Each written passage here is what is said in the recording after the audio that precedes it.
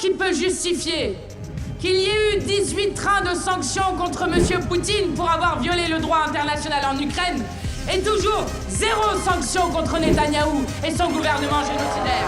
Macron nous fait honte quand face au premier génocide filmé en direct de toute l'histoire de l'humanité, il laisse par 3 fois un criminel de guerre recherché par la Cour pénale internationale survoler l'espace aérien français.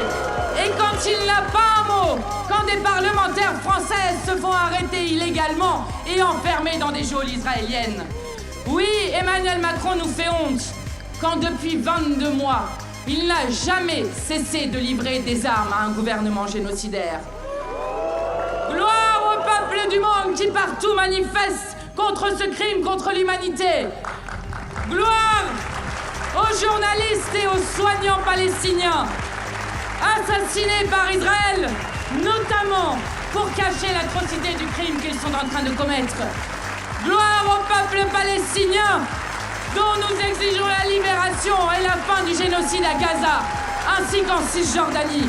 Aujourd'hui, il y a à Gaza plus de journalistes tués en 22 mois de génocide que pendant la Première Guerre mondiale, la Seconde Guerre mondiale, la guerre de Corée et la guerre d'Afghanistan cumulées. Voilà de quoi nous parlons. Nous parlons d'enfants dont la moyenne d'âge est de 5 ans, assassinés par l'armée génocidaire de Netanyahou. Oui, comme nous sommes fiers de faire vivre une autre voix de la France. Et je dois dire, comme présidente de groupe parlementaire, qu'avec mon groupe parlementaire depuis 22 mois, nous avons toutes les semaines, et c'est notre honneur, posé une question au gouvernement sur Gaza.